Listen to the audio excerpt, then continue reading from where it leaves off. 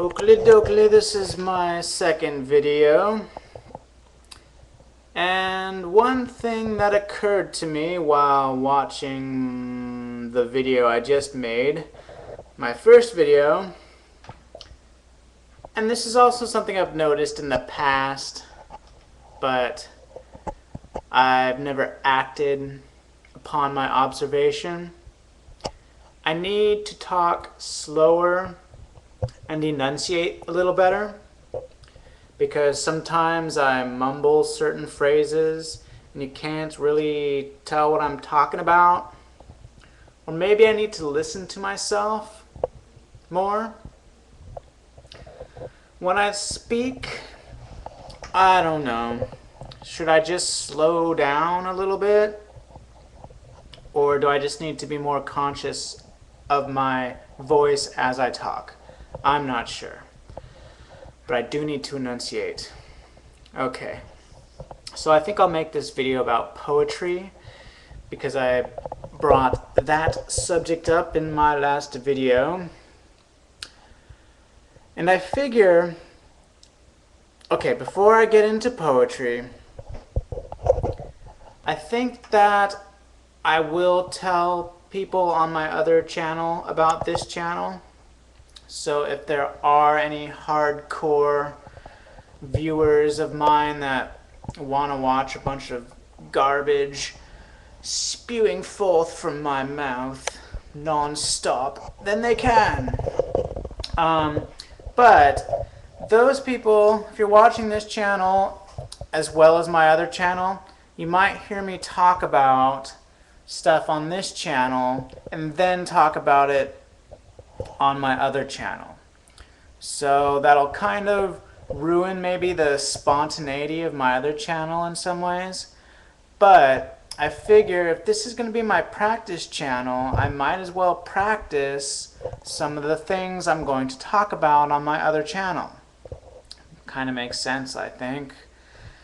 Okay, so if you watch both my channels, you might get a little repetition, and hopefully once I talk about something on this channel, it'll come out better, new and improved on the other channel.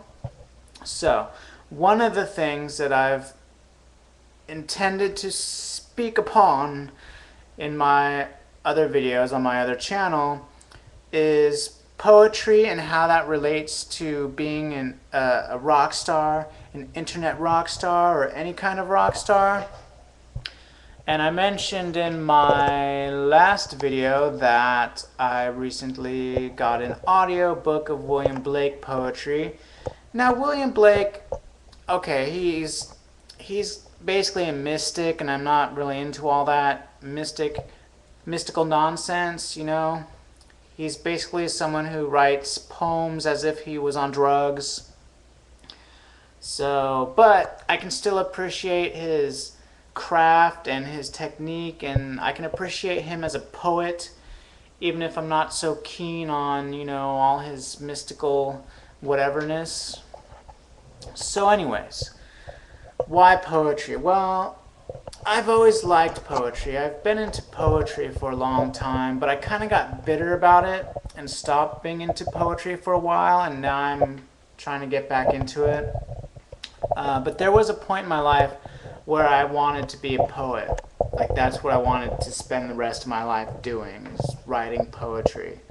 So I used to write poetry, but then when I figured out that like nobody cares about poetry, and both men and women basically think you're a total wuss if you write poetry or you read poetry, I think I ultimately got bitter about it and was like, screw that, and stopped reading and writing poetry.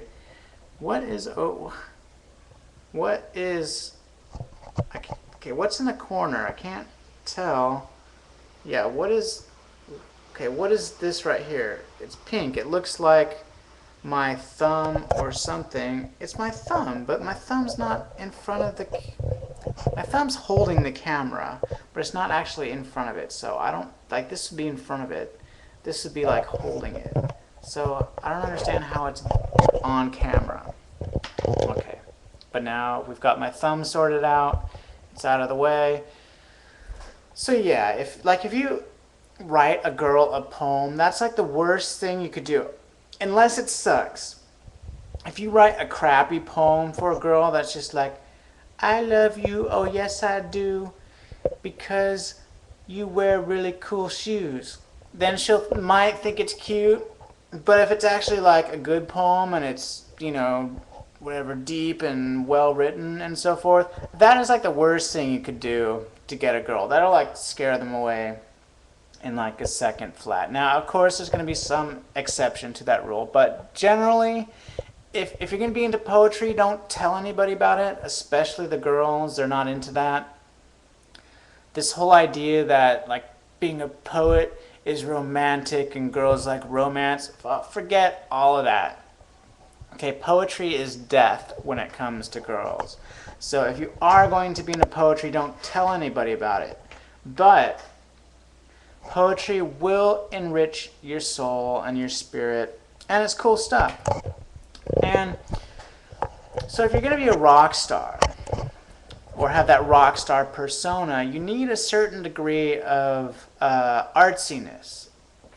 And poetry really helps with that.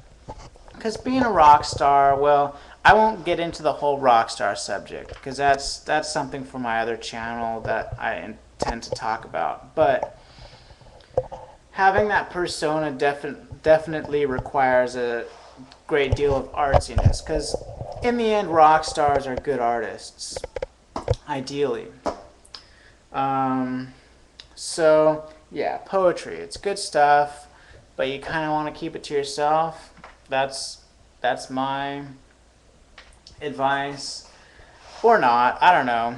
At one point, it made me bitter, but now I'm getting back into it. I'm trying to get back in touch with my artsy side, because yeah, I got away from it from a while, because I've always been artsy. Most of my life was dedicated to art, painting, music, poetry, whatever. My favorite poet was probably Arthur Rimbaud. I liked the French decadence a lot, Baudelaire and so forth.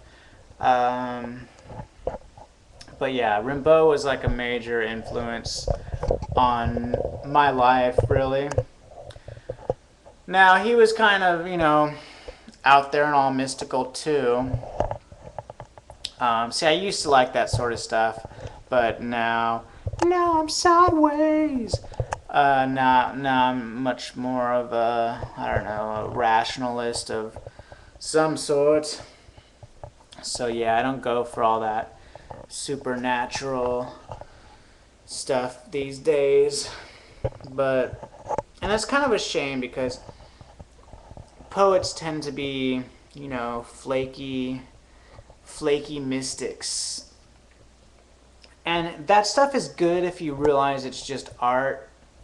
If you realize that mysticism is simply an aesthetic and nothing more,